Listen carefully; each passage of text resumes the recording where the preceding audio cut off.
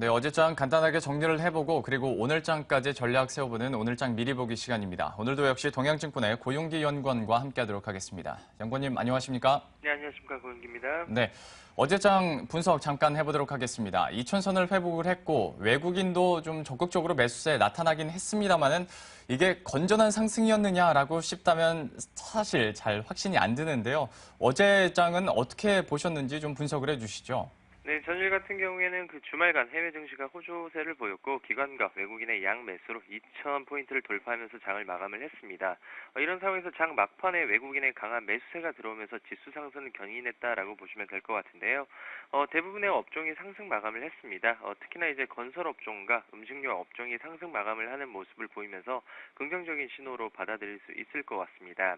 건설 업종 같은 경우에는 해외 수주와 국내 주택시장 회복에 따른 업황 개선의 기대감으로 대우건설이라든지 현대건설들과 같은 건설주들의 강한 상승을 보였습니다. 그렇지만 조선업종은 약세를 띠는 모습을 보였는데요. 아무래도 2분기 실적 프리시즌을 맞이해서 2분기 실적 부진에 따른 우려감으로 약세 마감을 했습니다. 코스닥 같은 경우에는 기관이 소폭 매도를 했지만 외국인의 매수세로 1% 넘게 상승 마감을 했습니다. 그렇지만 코스닥 시장에서도 일부 업종만 상승하는 그런 양극화 현상이 지금 꾸준하게 나타나고 있는데요. 전일 같은 경우에도 자동차 부품주와 게임주를 중심으로 상승 마감을 했습니다. 자동차 부품주 같은 경우 고성능 부품 수요 증가에 따른 성장 가능성으로 경창산업이라든지 관련된 부품주가 상승 마감을 했고 게임주 같은 경우에는 최근에 모바일 게임주가 하반기 실적 기대감으로 컴퓨터수와 게임들이 연일 강세를 띠는 모습으로 장을 마감을 했습니다. 그렇지만 결제주는 또다시 하락하는 모습을 보였는데요. 기관과 외국인의 양매도로 하락하는 모습을 보였습니다. 전반적으로 뚜렷한 상승 모멘텀보다는 어떤 개별 종목적인 이슈로 인해서 상승하는 하루였다라고 보시면 될 것 같습니다. 예, 어제장 명쾌하게 설명을 해주셨는데요. 이와 함께 워낙 강세 이야기 안 할 수가 없을 것 같습니다. 1010원대도 어제 겨우 막아내는 모습이었는데 오늘장 전략을 세우면서 이 부분 어떻게 체크해보는 게 좋을까요? 네, 말씀하신 대로 지금 수급적으로만 놓고 본다면 우호적인 환경이 조성되는 것은 사실입니다. 그렇지만은 지금 워낙 강세가 꾸준하게 지금 강세를 띠고 있는 상황이기 때문에 2분기 수출주들에 대해서 어닝 쇼크에 대한 가능성도 대비해 볼 필요가 있을 것 같습니다. 특히나 이제 삼성전자 2분기 실적 잠정치 발표를 앞두고 나서 어닝 추저 등치에 대해서 더욱더 유의가 필요할 것으로 보고 있기 때문에 철저하게 실적 위주로의 접근이 필요한 시기라고 볼 수 있을 것 같습니다. 물론 환율 부분에 대해서는 일정 부분 1,000원 밑으로까지 강세를 띨 수 있다라고 얘기가 나오고 있기는 한 상황이고 그리고 이제 수출 가격 경쟁력을 어느 정도 확보했기 때문에 그 환율에 대해서는 크게 염려치 않아도 된다라는 의견이 지금 분분한 상황이긴 하지만 일단은 만약에 1,000원대를 깰 경우에는 일정 부분 그런 투자 심리 자체가 한쪽으로 쏠릴 가능성이 있기 때문에 이 부분을 조심할 필요가 있을 것 같습니다. 이런 상황에서 2분기 그 어닝 실적이 되는 그런 종목들과 업종들 위주로 지금 접근이 필요할 시기라고 보여진대요.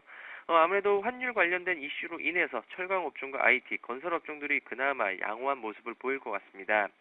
그렇지만 글로벌 경기 회복세에 힘입어서 하반 경직성은 나을 것으로 보고 있지만 상방으로 뚜렷한 상승 모멘텀을 기대하기는 힘들기 때문에 여전히 종목 장세의 지속화가 된다라고 보시면 될 것 같습니다. 종목별 장세가 이어지는 만큼 그 종목이 중요해질 것 같습니다. 관심주로 어떤 종목 보고 계신가요? 네, 금일 같은 경우 어제 일정 부분 얘기가 나왔던 중국 정부의 화장품 소비세 폐지에 따른 수혜주로서 한번 코스맥스 한번 준비를 해봤습니다. 코스맥스 같은 경우에 얼마 전 코스맥스 BTI랑 주식 교환을 했었는데요. 어느 정도 그 불확실성이 해소됐다는 점에서 긍정적인 이슈로 받아들일 수 있을 것 같습니다.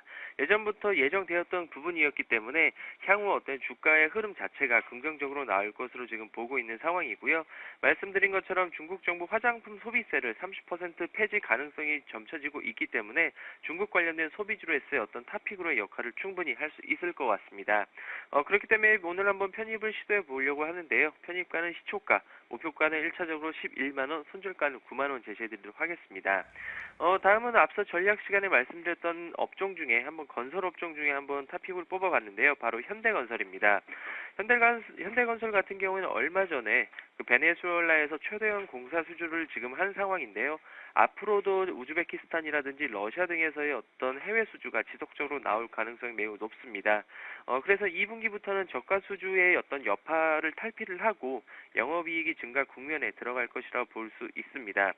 그리고 현대건설 같은 경우에 국내 건설사 대비 놓고 봤을 때 수주 잔고 대비해서 지금 밸류에이션이 굉장히 높은 상황이기 때문에 고점 대비까지도 한번 노려볼 만한 그런 종목이라고 보시면 될 것 같습니다. 마지막으로 이지바이오입니다. 지금 뭐 사료 부분의 실적이 워낙 강세에 따라서 지금 수익선이 지금 개선되고 있는 상황이고 뭐 요즘에 뭐 삼겹살 값이 금값이다라는 말이 나올 정도로 지금 돈육 가격이 상승을 하고 있습니다. 이런 상황에서 하반기에 갈수록 닭고기까지 수요 회복에 따르게 된다면 영업이익 증가 가능성도 점쳐질 수 있기 때문에 한번 이지바이오까지 한번 보시면 좋을 것 같습니다. 예, 이렇게 해서 관심 종목까지 함께 확인을 해봤습니다. 지금까지 동양증권의 고용기 연구원과 함께했습니다. 고맙습니다. 네, 감사합니다.